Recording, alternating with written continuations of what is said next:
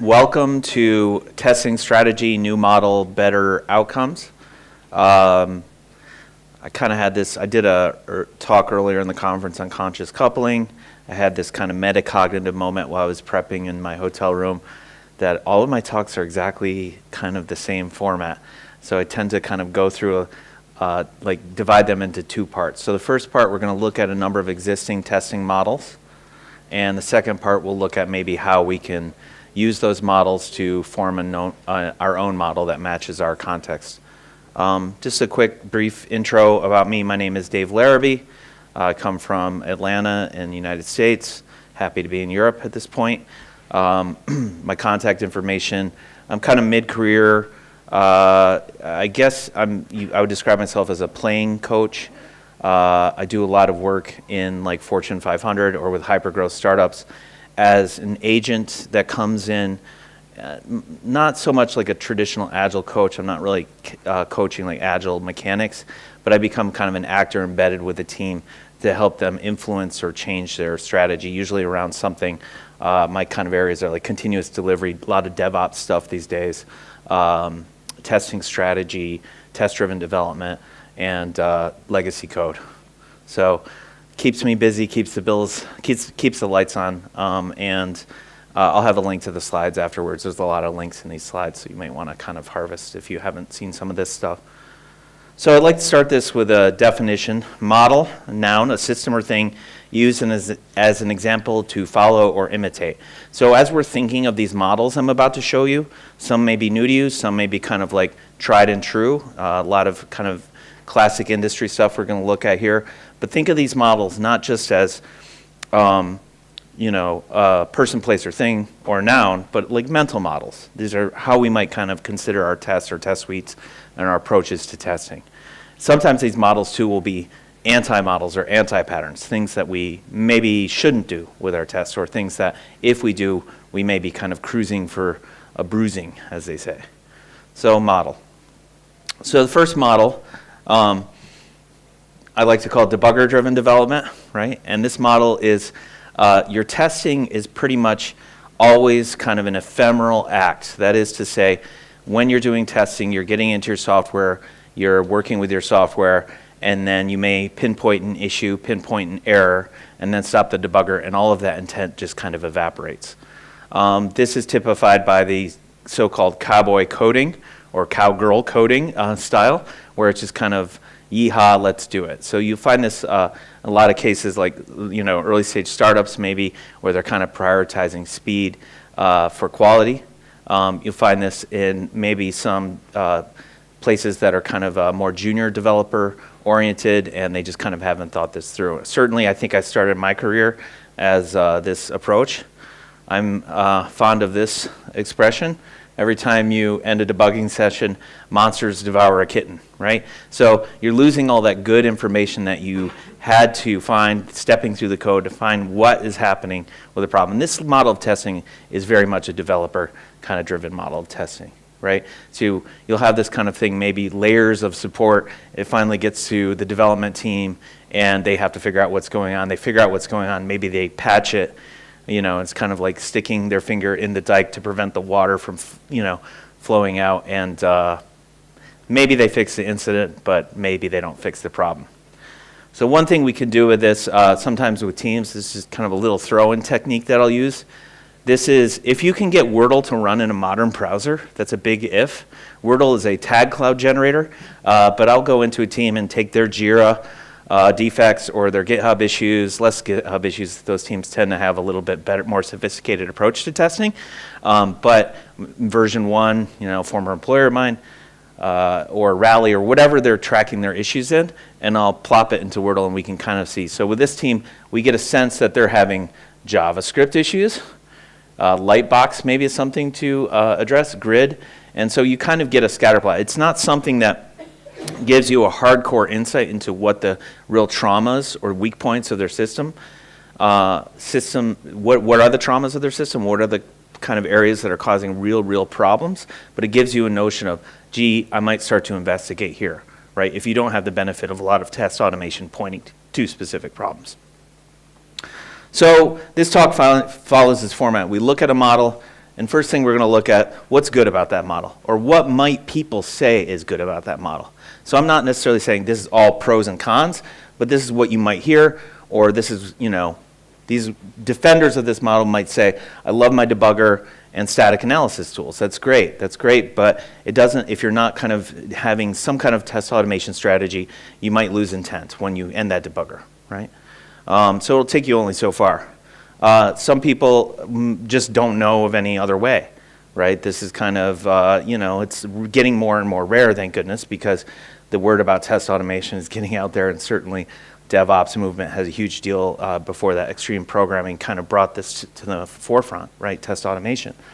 And then there's this is also going away, but you'd be surprised, but this is kind of the project over product thinking mentality that you see in some large enterprises where, they'll fund a project, they'll start it up, they'll put all their kind of rock star developers on it, they'll, get it out the door, and then it will go to some kind of maintenance team, maybe in India or something, right? So just some other team that totally loses continuity is what happened, and that team then moves on. So this tends to perpetuate. This style of test strategy tends to kind of perpetuate. I know personally in my career, it was probably early 2000s, and I had been developing software for 5 or 6 years before I discovered extreme programming, which would kind of turn into maybe a little bit more software craftsmanship kind of thing. And so I know I kind of would work for a month or 2 or 6 on a project and move on and leave a pile of mess, for someone else to deal with.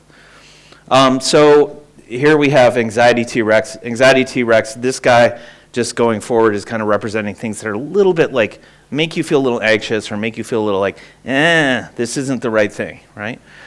So, we kind of end up with this FML, this is getting complicated zone where this small thing that you didn't think you need tests for gained a lot of gravity or became popular or became kind of central, started to snowball in terms of features and demand, and now you're left with a test-free zone where you really should have tests.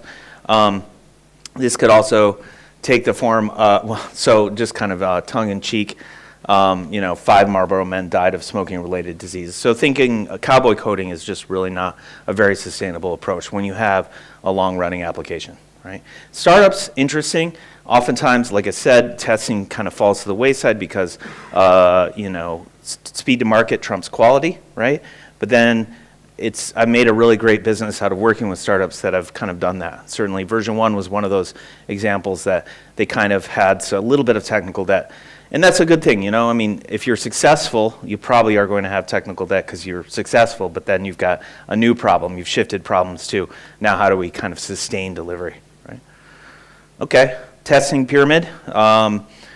This is kind of a classic model that gives you an inventory, it's an inventory-based approach to how you should, what your testing inventory should look like, right?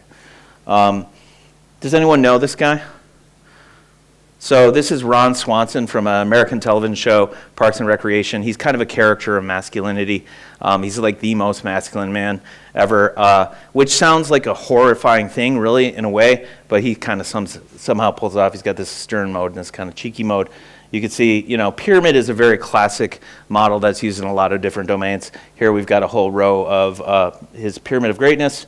These are all, animal proteins. It's kind of just I didn't know if that would play, so I put in another pyramid here. This is David Bowie's food pyramid from the 1970s, which consisted of milk, red pepper, and cocaine. Anyway, these are pyramids. So really, we're looking at the testing pyramid, which is kind of a commentary on how many tests you should have, or a best practice of how many tests you should have and what those tests should be doing. So at the bottom, the majority of your tests, according to this model, should be automated unit tests or developer tests, micro tests, whatever, but produced by the engineers, developers, programmers on your team. And then you get some tests that are kind of involve more aspects of the system. So as we move up on the pyramid, we're increasing coupling, right?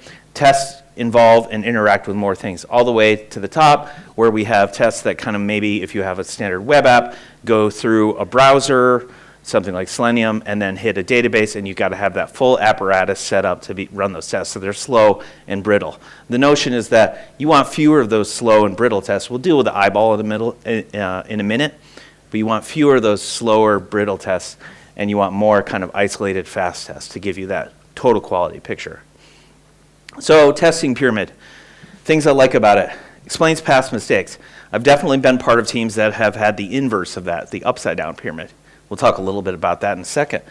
End-to-end tests are costly and brittle, and sometimes they're impossible. Like I was talking to the manager of the chaos engineering group at Netflix, and kind of telling me, you can't test end-to-end with Netflix. You have to kind of be able to take pieces out and run them. So that's like a new sophisticated model, like fault injection testing. So sometimes they're impossible, specifically like with some of these distributed systems y'all are dealing with here. It might be really, really costly to set up an environment that totally mimics the real world. Isolation yields more pointed feedback. So if we can take certain pieces out of the equation, and we don't have to worry about a database schema breaking a whole bunch of end-to-end tests that go through the browser, right? We can kind of say this test failed, and it points exactly to what we need to go to ameliorate or address to fix the system. And developers test too. I really like that notion. I think this is kind of mainstream now, but I like the notion that testing is a little bit more of a team concern rather than tester is a role that just comes at the end of a delivery cycle. It's really not fair to those people. So things that might kind of be confrontational about this model. Specifically, I'm thinking like from a coaching perspective and bringing it into an organization. What does 10% mean? 90%. So, if we think about the common advice is 10% of your tests should be end-to-end or more coupled tests that involve a swath through the system. Is it count? Is it runtime? How big's your pyramid, right? Like I've been at a couple of teams where we're doing test-driven development, which we'll talk about in a second. But we were doing, this hardcore testing, and we had tens of thousands of tests yielded from this, right? And we were just basically creating a really well-tested monolith. So this doesn't tell you anything about when you should maybe partition or break up your system, right? These tests, so this pyramid is kind of unidimensional in that regard. So if you're a test automation person, what does this mean for you? If you're incented on creating end-to-end tests, and that's part of your personal identity, and that's part of whether or not you get a raise, which impacts how your family lives, right? That can be a really confrontational thing. So this can actually bring up issues of safety in the workplace in terms of like, what is my role here, and is my role in jeopardy? So that's something we kind of try to think about. And then where do all these unit tests come from? This may be confronting the engineering side of the equation and kind of pointing a finger. And software craftsmen would say that this is unethical, and I think that's a bit extreme, right? I think we have to kind of start from where we are and move to where we want to head. So this can kind of provoke a little bit of the anxiety, right? So next model talk about is the testing cupcake anti-pattern. I'm not sure why anyone would name an anti-pattern after a delicious thing such as a cupcake, but we'll start with another delicious thing.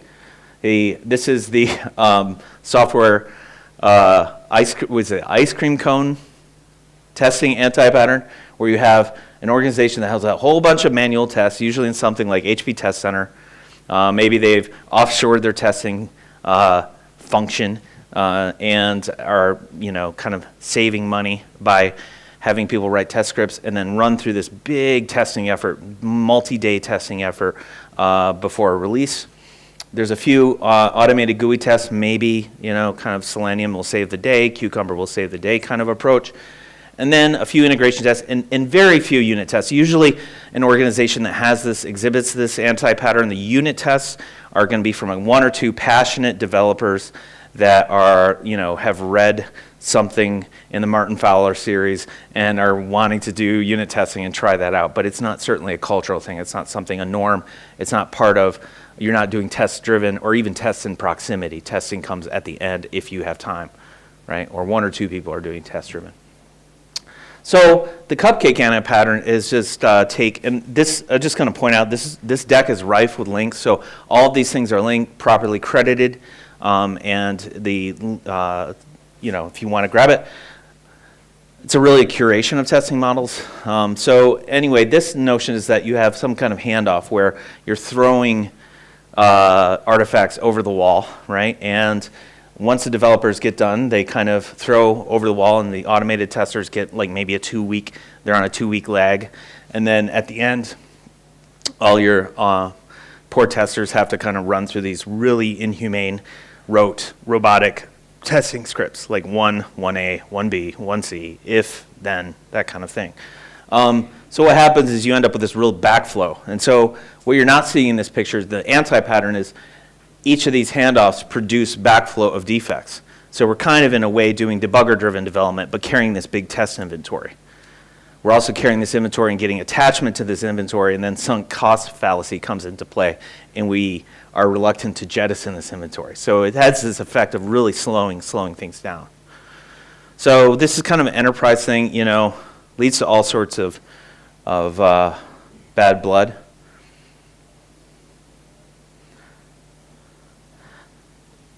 So, quick show of hands, who's kind of in a QA role or testing role or test leadership role? One person, okay. Who works with testers? A few people, okay, most of you, okay.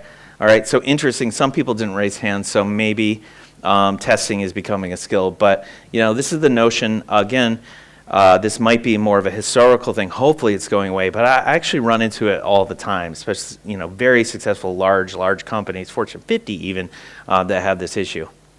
And it tends to be kind of a side effect, I think, of Conway's Law, where your test inventory will be an inversion of the very hierarchical kind of organization. This is a little bit flip. So if you're in middle management, please, and I work with plenty of executive sponsors that aren't sociopaths, at least as far as I can tell.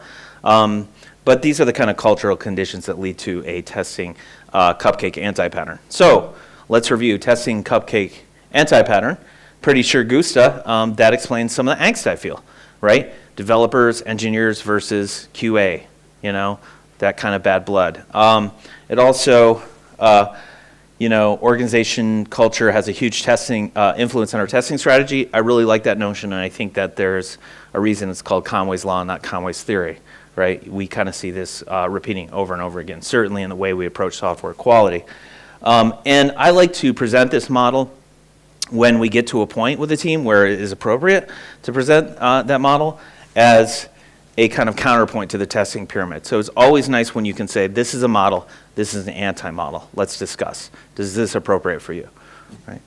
Things that kind of give me a little bit of the heebie-jeebies about this is, this describes us. This describes us, right? So again, changing this approach can threaten people's roles, can threaten people's safety and their kind of emotional health at work.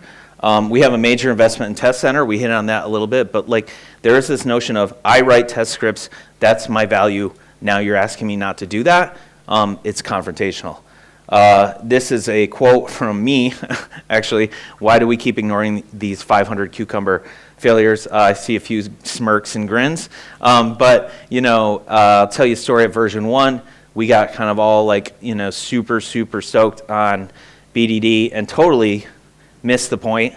Some things you learn the hard way. But we did these end-to-end kind of given when then style BDD tests and wrote a ton of them. Basically automated every single acceptance test from every single story. This is a high-performing, high-delivery team and accumulated some thousands of tests. And what happened is once we had kind of one fundamental change, a number of those tests broke. So you end up with this, what's called kind of like this binary test suite anti-pattern where half of them pass, half of them fail.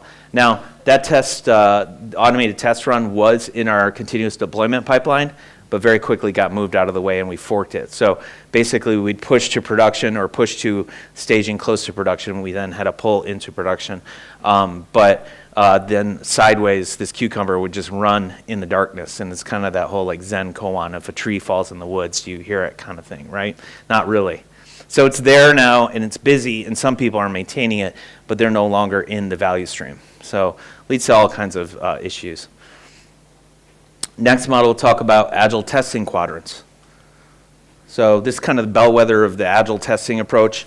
Brian Merrick originated this, and then kind of it's been expanded upon. But here what you have, a couple things is you have these on the y-axis, business versus technology, or business-facing, more technology-facing. On the x-axis, you have tests that support the team versus tests that critique the product. In the corners, you see an approach to how you might want to, handle these kinds of tests, right? So performance and load testing, tech-facing, critiquing the product. You probably want to buy something which could be, free as in a puppy, or you could buy something very expensive as a software as a service, and kind of handle those kind of those architectural quality testing. Down here, of course, unit tests, component tests. This would be more technology-facing, supporting the team. Tests that are originating from engineers, developers, programmers, and your kind of unit component isolated tests. Up here, functional tests, example tests, story tests, a blend of automated and manual, right? And over here in this corner, this would be kind of more of your exploratory testing or your test scripts that would tend to be a little bit more manual. Right? So this is an interesting model, and it's a very, very popular model. It's been around for quite a while. It comes from the book Agile Testing. So click the link if you'd like to know more. We can put this on the pyramid, and we could say our business-facing tests are going to be the kind of tip of the pyramid. Right? These are going to be the more, in terms of automation, these are going to be the tests that are a little bit more end-to-end, that involve more components of the system. Our technology-facing tests, if we think about business-facing, technology-facing, our technology-facing tests will be a little bit more the base of the pyramid and provide more isolation, but they're going to be a little bit more techy. So Gojko-Adzik has an interesting riff on this, which I sort of agree with. It's a little bit long in the tooth, this model, I think, and he's kind of produced a little sketch on, or riff on the Agile testing. But basically, he still has business technology. That remains the same. But what he's changed here is check for expected outputs. So automation, more over here, versus analyze undefined, unknown, and unexpected outcomes, right? So this over here would be kind of where DevOps is headed with things like automated canaries and logging and monitoring and dashboards and all that sort of thing, right? So it kind of changes the game a little bit. And so, just kind of saying, look, what has changed about our industry that maybe invalidates those quadrants or kind of shakes it up a little bit, right? Okay, so let's review the quadrant model. So I like it, or one may like it, really, because tests have an audience, which is an interesting idea. Who is viewing these tests? Who writes the tests? Who reads the tests? Who benefits from the tests? It's an interesting dimension to a model. Different tests serve different concerns and contexts. Maybe we shouldn't invent and or automate everything. Not invented here. I've certainly been a part of teams where they had this kind of instinct to create everything themselves. This is not uncommon. When you look at teams that are using something like Selenium WebDriver, they will always create a framework, right? And that's fair to an extent, but how much of a framework do you really need? Do you need to have someone dedicated to the framework? Brings that conversation up. And manual testing ain't dead. Certainly manual testing, or the active testing, automation has been the kind of drumbeat, but I think there is an approach to a testing ethos or a testing culture that is really, this quadrant model brings up quite nicely. Things that kind of bug one out is business folks testing, do they really care about these tests? Do they really read these tests? It's the age-old thing about, the business analysts will write the gherkin. Maybe, maybe not. I don't get the support the team versus critique the product divide. So this is the whole Gojko-Adzik riff. I think the business technology divide is potentially limiting or potentially threatening in certain applications. Like if you're doing something like domain-driven design, isn't part of the goal to kind of model the business in the technology that you're doing? If you're doing something like object-oriented, isn't the goal kind of to get to a place where you see the same terms you're using in ubiquitous language you see reflected in your source code, right? So I think that could be potentially limiting in your model. So how do tests tell us if we're building something people want or will use? We looked at a quadrant. There's probably really a cube behind that. Things like, how do we test our product ideas? Not reflected in that at all.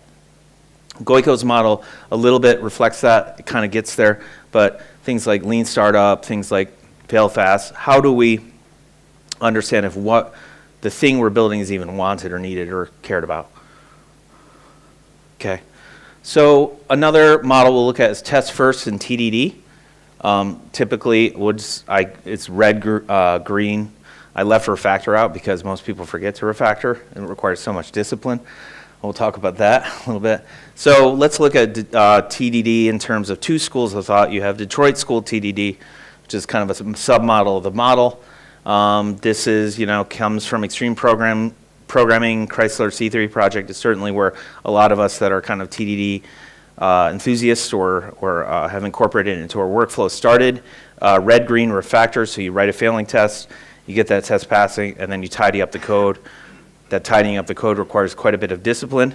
This tends to work best for black box components where you're driving out a small public API with a number of, maybe subcomponents, or it's a composite type pattern under that.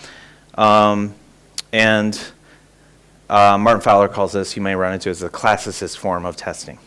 So Detroit School is the other school that's important with TDD is a London school where it's a totally opposite approach to testing, right? You're using tests purely to drive out the interactions of your system to stay focused on the functionality that you're delivering and to deliver that functionality in small slices, which may be at the acceptance level. But you'll start with an acceptance test and use things like mocks and test doubles to drive out the interactions, which tends to yield very simple, very pointed, very elegant software, right? But the tests there don't really give you an indication of quality in and of themselves. It's the quality baked into the software. So London School, classic book here is Growing Object-Oriented Software Guided by Tests by Steve Freeman, Nat Price. Great book.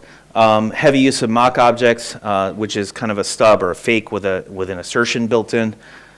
This is white box, so your tests look a lot like the production code that you're writing, and that's weird to people that try to use mocks without doing tests first. It doesn't make sense to use mocks without tests first because you are writing your code and then coming back and writing your code inside of a test.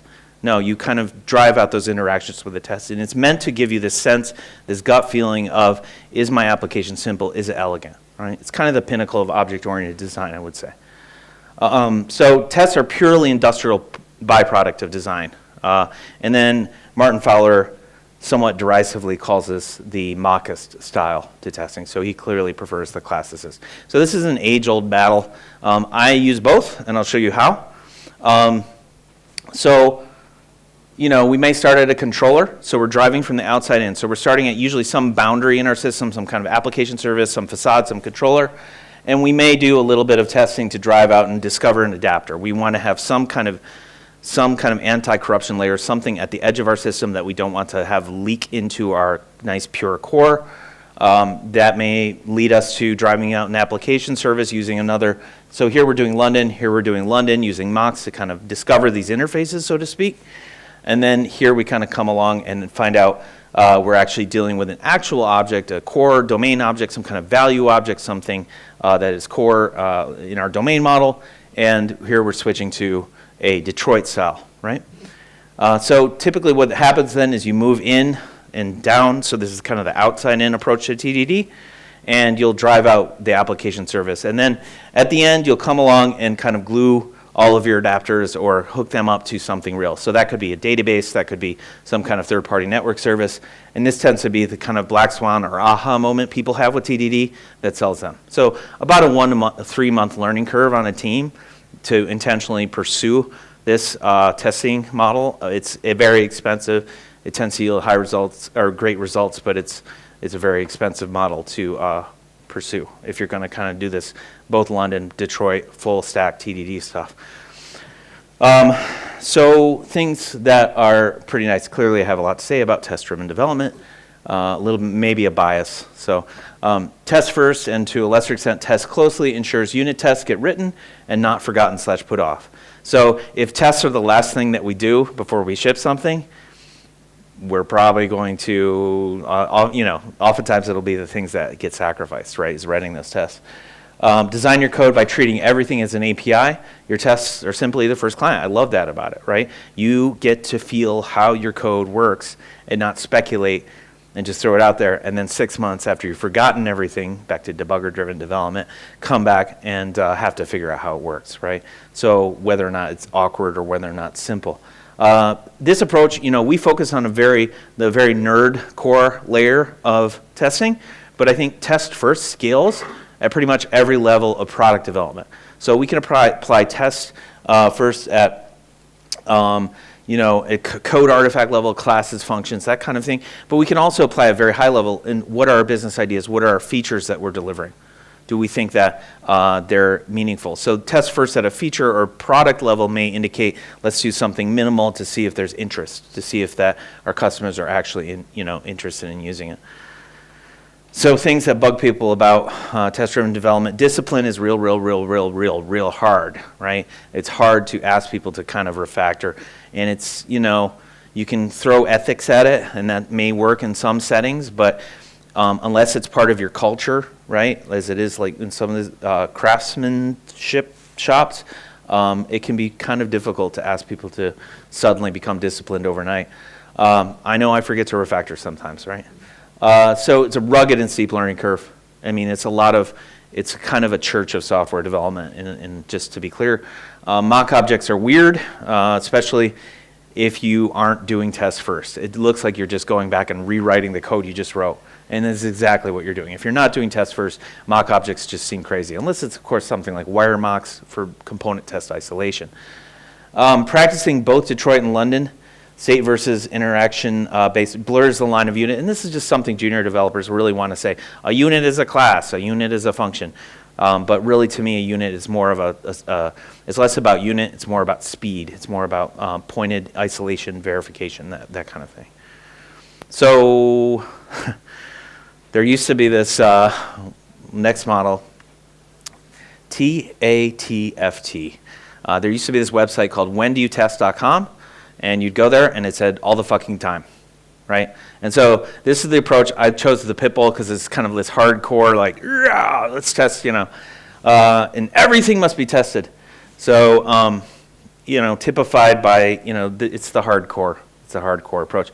Sometimes you'll find, I'm finding now at this stage of life, in this stage of, in the 2016, I'll work with CTOs that kind of have this approach, because it's been around long enough, and they're really trying to force this hyper test automation, automate all the things kind of zeal. What you find though is that these things tend to kind of peak off up here. So what we have is the, what is this, the hype cycle, right? And so you saw this with a little bit the JavaScript and Ruby community, where testing was like this social justice warrior kind of battle cry thing, and they were just going for it real hard, right? And they ended up kind of like very coupled tests or kind of attached to their testing inventory and didn't kind of take a little bit more pragmatic. I certainly have gone through this myself, so this is not to point fingers. I'll certainly start pointing fingers with myself. So this model, it's interesting. It's a whole team testing mindset, makes a huge difference in product and code quality. So I do like the kind of that testing is a first-class citizen, and it's a kind of a principle culture thing. Like, I think that's a great notion. The other thing I'll say is the secret of genius, Aldous Huxley, the secret of genius is to carry the spirit of the child into old age, which means never losing your enthusiasm. So as a mid-career person, I'm kind of keenly aware of my own so-called wisdom, trying to quash the enthusiasm of the youngsters around me. So I'm trying not, bitter man rots from within kind of thing. I think it's great that people are taking testing seriously. On the other side is execution bias, creating a team fixation. What other things could we do to improve our quality, our product quality, our code quality? So maybe it's not just all, micro testing, fast testing, that maybe there's other things we could do. So is it taking away from our focus? So the corollary quote is enthusiasm just creates bubbles. It doesn't keep them from popping. So code coverage. And sometimes, like when I'm going into a client, and usually my sponsor is some kind of manager, VP sometimes, whatever, somewhere up in the chain. And if they're telling me they're measuring quality by code coverage, that's kind of a red flag for me. right? It's code coverage is, to me, some kind of internal metric that's useful to understand where you might want to fortify with automated tests, but it's not something that's kind of a stick that management can use to measure the developers. To me, it's at best a spurious correlation. Here we have a correlation of number of people who died by becoming tangled in their bed sheets, right?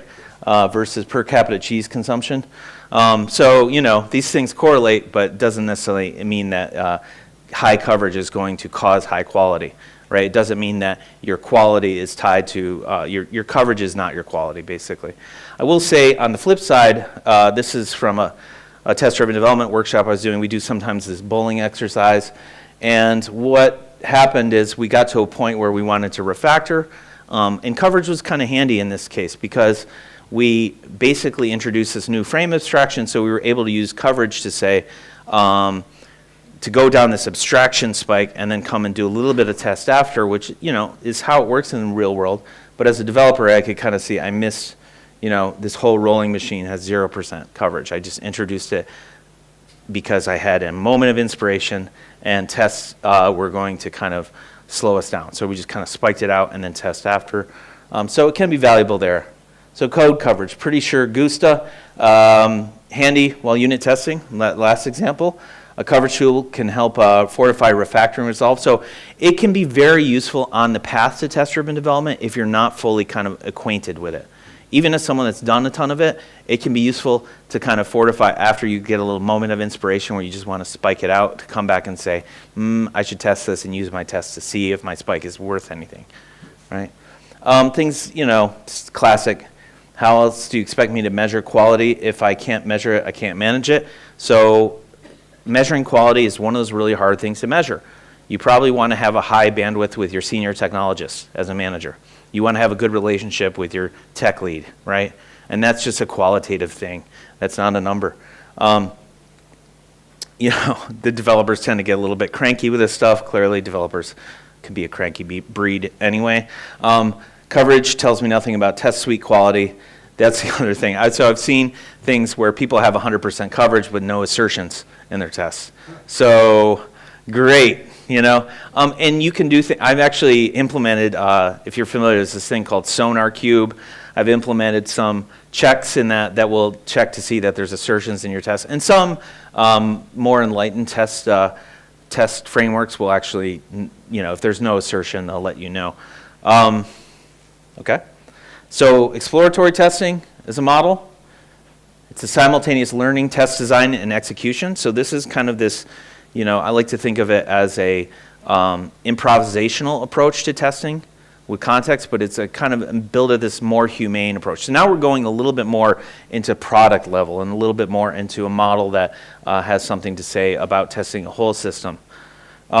I really like James A. Whittaker's approach to exploratory testing where he uses these tour-based metaphors. So pick a kind of tour and use that to prompt your investigation into your system quality. So one of the tours is like FedEx, which is I'm sure you have FedEx here, but it's a shipping company where you would track a package or a piece of data all the way through the system.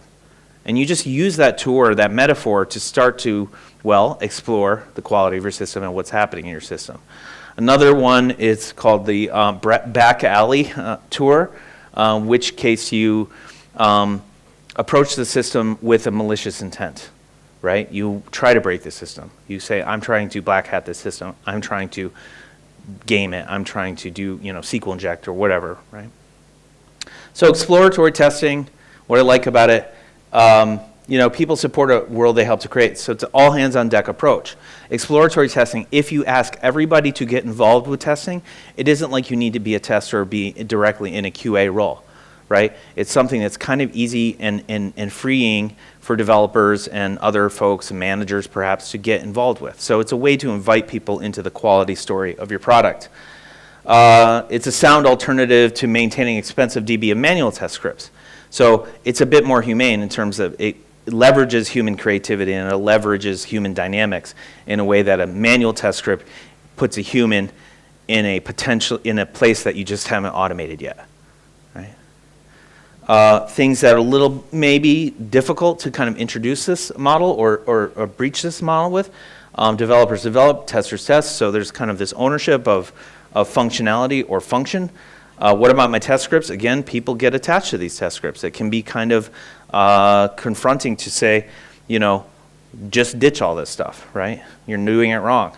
As a manager of testers, engineers, or product, how do I know we haven't regressed? So there is this kind of notion that your manual tests are correlated to your quality, right? And that exploratory testing won't cover all the gaps, or won't, you know, because we're not following the script, we might forget something, right? And that can be a problematic sell. So there's a sampling of models. There are many, many more models. This talk has a few different forms, so I'll select different models and kind of put them together into a final model. But I'd like to kind of switch gears as we wrap up and talk about strategy. So strategy, a high-level plan to achieve one or more goals under conditions of uncertainty. And I like to place strategy in the context of when I am embedded in a team, when I'm working with a team, I want to understand what is the testing model, what is the testing strategy in operation in this context for that team, right? So my model is kind of, as someone that works with a number of teams, I call Gestalt. Gestalt is simply borrowed word, German word, an organized whole that is perceived as more than the sum of its parts. This comes from Gestalt psychology. It's also an art concept, but for our purposes, what is the minimum we could do to get the maximum outcome from testing, right? So here's an example. Here's my weird model, and we'll finally get to talk about this weird eyeball if that's been bothering you. But you could see a few. There's kind of a grid-like thing or a quadrant-like thing maybe happening. There's a pyramid, but let's go through this briefly. So on the top, we have safety. So these are the tests that are kind of designed to giving us confidence the software is working, help us find regressions before our customers find them. You know, so we're confident we're putting something out there that is going to work. So SAFE is an acronym, comes from smoke tests, automated acceptance tests, feature tests, and exploratory testing. So the notion is that we have a little bit of a workflow where we might start with an exploratory test, and that exploratory test, or if you think about James Whittaker's approach on tours, those tours might give us ideas for what could be automated, right? That's this kind of workflow of going from manual to automated. Our goal here is to really curate tests rather than collect them. We're not trying to hoard or accumulate tests. So this is totally inspired by the pyramid model, right? We want to curate the right tests, and that means making some tough choices down the line. Just to note on curation over collection, these tests would be time boxed, right? So part of this whole test suite is it would run in whatever time limit we think is important in our continuous deployment pipeline, whether it's half an hour, but curation determines what we take out, what we put in. Written and understood by the team, so the outcome or the output of these tests is well understood by users. It's understood by people that represent the user, like a product manager, represented by QA certainly, but also represented by developer, because we're all exploratory testing and writing these tests and automating them. Time box I mentioned, so what's appropriate for you? So this takes a little bit the pyramid, which doesn't give you a sense of just percentage of test inventory, and really kind of puts that in a time dimension. So I would check out this link if you're interested in that. I kind of borrowed some ideas from Justin Searles on this one. So moving on, at the base of our pyramid, we have these are more your technology-facing or developer tests, right? These are what I would call your specifications or examples. These are going to be written by developers, millisecond feedback, super fast tests, right? High value feedback, so a single failure will point to a single issue in your code. That is you won't get 30 failures all of a sudden. And if you do, you kind of need to look at why that's happening.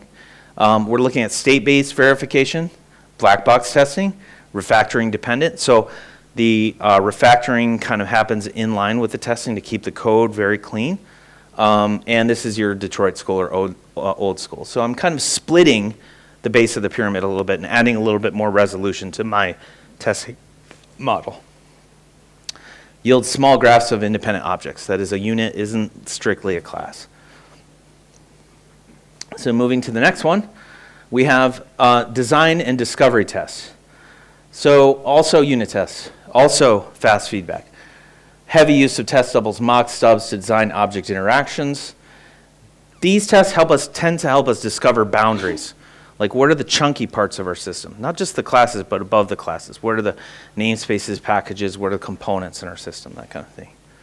White box, and that's okay because we're doing this test-driven. These are industrial byproduct of design. London School, so it's kind of new, but not that new, so I said new old school. This is not patronizing, I just had this in the deck. Didn't realize Build Stuff's theme was new old school, but I guess I just fit that.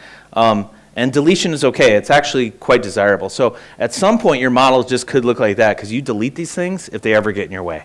You don't try to fix the mock, you just trash them, right? So there has to be a kind of a lack of attachment or willingness to let go of these tests. Okay? So now we get to deal with a weird Eye of Sauron here, and this we're looking at kind of product level testing. So this is the consciousness of the team. This is Alistair Scott's notion. This is why you saw the little eyeball in the pyramid, right? Credit where credit's due. Whole team testing, testing culture. These are, to me, table stakes, like if you're going to take quality seriously or in a position to take quality seriously, which is typically where I'm hired. Exploratory prompting automation. So there's a relationship, right? Mindful of its own size. So think of the pyramid. The eye would kind of be able to say, look, gee whiz, we've got 10,000 unit tests. Maybe we're building a really high quality monolith here, and maybe it's time to introduce some kind of partitioning. Maybe, right? But an advanced notion here, and this is why I like the idea of the Gestalt model of testing, where your model kind of evolves with your application, evolves with your team. But a couple of advanced kind of teasers we can either talk about after, but this testing may involve your actual users, it may involve passionate users, it may involve, like a VersionOne, we had a cohort of people that would take an early version of our product knowing that it may not have all the kinks worked out or would have some very early 1.0 features that weren't fully baked, right? Advanced thing I've done before is session testing, where we kind of gather everyone at the end or toward the end of a larger release of a feature. That's a kind of more, not something we would do a continuous delivery with, and involve the whole team in this kind of exploratory, metaphor-driven testing approach. Another advanced one, which I love, is the testing shard. If you can, if your architecture permits, you could drop early versions of your software, and this goes positive and negative. Let's start with negative and then positive. But negatively, you can subject people to software that might be a little bit janky. Essentially, this is how Facebook treats the country of Australia. So they will release brand new features to Australia and say, good luck, Australia. But on the positive side, you could certainly have a shard or version of your software running, if that's possible with the kind of software you're making, that was directed toward passionate users, right? People that wanted early access. Certainly something like Chrome's Canary build, right? Okay. Contract testing. This is another advanced thing. I've just started to kind of really get into this, having working with some large enterprises that are kind of adopting like microservices architecture, where you'll write a test on a dependent service. So you're dependent on something, you'll write a little test that expresses or typically looks at the shape of what that contract is, and you may get to the point, ideally you get to the point where you could ship those tests to your supplier. So you're dependent, the service that you're dependent on would take this test, run it in part of their CI, their CD, and they would know if a potential change broke you proactively. So kind of an advanced thing. But these things tend to be more human-driven parts of the model. They tend to be something that a tester, if you want to think about safety and what a tester does in the new world, they tend to be kind of part of product leadership and go and take these tests and work with other teams to kind of get that next level quality and these advanced ideas. So bring it back together. This, of course, what I'm kind of call to action here is what can you do to, how can you take these models and inform the way you're doing testing? I'd love to hear about the way you're doing testing. Just a quick call out to extreme programming. If we think about test-driven development, for example, it is a composite model. Test-driven development has almost nothing to do with really testing. It has everything to do with coding, observing, designing. These are the core activities. So for me, testing is the thing, not test the noun. or not tester the role? Testing, like how do we kind of make that a core competency of our teams if we're interested in quality? So with that, just a kind of rhetorical question I'll throw out.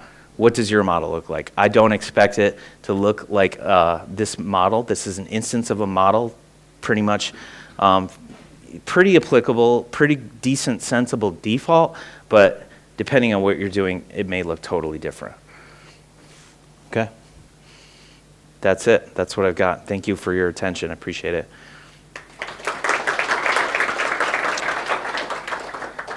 So we have a couple questions, and I think, what do we have time? We have 5 minutes. Great.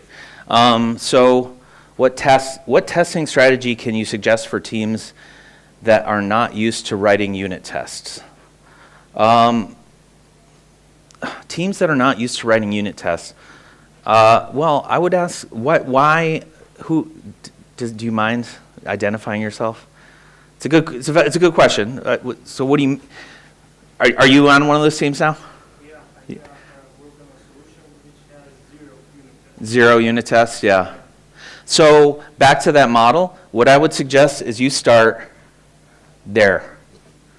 Okay, do you have any kind of smoke tests or so look, all manual tests.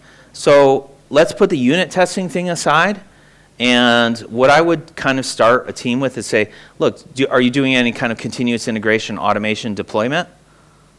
Okay, so you guys, you're starting from scratch really in terms of all this.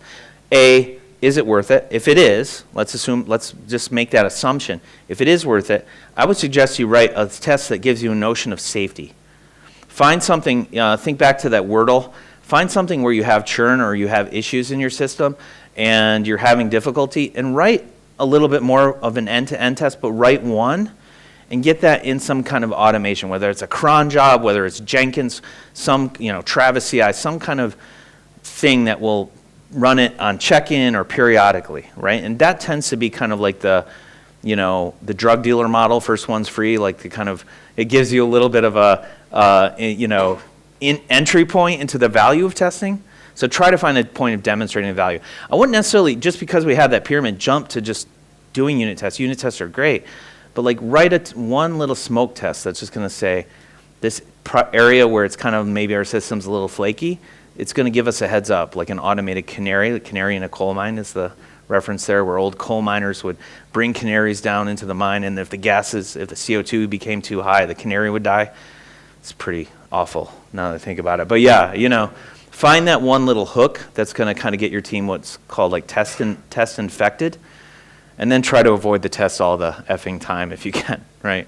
But yeah, I would start at the top of the pyramid to get quality, if that's what you're looking for. What kind of confidence do you want? Test-driven tends to give us the confidence that our software is designed right, and it's simple, and it's focused. The higher up in the pyramid gives us the confidence that software is working, and we're not going to look like a bunch of clowns to our customer. Does that answer your question? Yeah. Okay. That'd be my starting point. Okay. Any other questions, comments? Yeah. Performance testing certainly important. Are you a performance tester? No, but I do a lot of, we spend a lot of development effort for performance. Yeah. So how do you know that change made is the great performance? Yeah. It's fine, it's working, but maybe it make too many database queries now or something like that. Yeah. So those tend to be the kind of tool-based things, right? So my model doesn't really account for performance testing, so got me. But I would say on teams I've worked in the past, I tend to have performance testing as part of this eyeball thing, right? So like, for example, I used to use in Hibernate quite a bit, and we would use Oren Eni's excellent in Hibernate profiler, right? So we're using some ORM, and ORMs are classic for the N+1 select problem, where you would have, some developer would just make a mapping that you pull an object out of the system, and now you've got the whole database. Because you're not lazy loading, or you're doing too much lazy loading, and it's like hitting the database and it's getting real chatty. So that's a classic performance problem. But that was a tooling thing. It's a little hard to automate. It's more something that, you know, we'd kind of do as a part of a session testing effort, as part of a group testing effort. It's like we'd run and Hibernate Profiler. We'd actually use the software. VersionOne, we had the luxury, it wasn't always great, but we got, if anyone's used, we used our own software to manage the development of our software, so we got to kind of dog food or ice cream our own software, so we would experience those performance issues ourselves. That's back to testing culture. It depends. I know, it depends. I know. All right, I know. But, you know, if you've got some really performance constrained domain, your model's going to look different. That's what I want you guys to take away is your model, you know, it's great to sample these models, but it's kind of dangerous maybe sometimes to fixate on those models, you know. I mean, I'd encourage you to just go to whiteboard, take this deck, show them what's up, and say, what does our model look like? What do we need to do? What goes into our quadrants? Okay, yeah. I wanted to ask, how do you make the test doing the right thing? I mean that we are testing the right thing, have enough assessing, for example, and so on. What was the example you mentioned? I have in mind that how do you make sure that tests do the right thing, that they for example, do code reviews. Yeah. Yeah. Yeah, I mean, and it's really easy for a test, a name of a test or a way of the string description of a test to drift from the automation underneath that. I mean, that's something where Gherkin is a really nice choice because it tends to be each line matches like a regex, and you know, but then it's very dangerous to over apply that stuff because you end up with an inverted pyramid. But I think that's where I like the notion of curation, specifically in safety. You know, you're gonna, in this area, you're gonna have lots and lots and lots and lots and lots of tests, right? So it's a little less important that one, you know, if one test doesn't perfectly match what it does, it's gonna be less of a, like, false positive, it's gonna be less of a real issue. Up here, it's super important that the test, you know, reflects what it is. So just because the test reflects doesn't necessarily mean you're testing the right thing. But I meant not only the naming. I have in mind, for example, that hazard test, for example, or cover rating, for example. Yeah. Well, so back to think about Goiko's riff on the testing quadrant. And he was saying, you know, replacing tests that critique the product with a kind of a stream of data and stream of information to help you as a team make decisions about what you're testing and whether or not that's effective, right? So I would say a little bit of, do you have a kind of feedback loop that tells you that your tests automation is drifting from the real problems in your system, right? And then bringing that back into a curator's mindset and making your safety tests a little bit more bang for the buck, you know, because you only have, let's say, 30 minutes or an hour to run these tests or what's appropriate for your environment, you kind of have to say what really matters here. You're not going to be able to cover everything. So, okay. Thanks, everyone. Thank you so much. Appreciate it.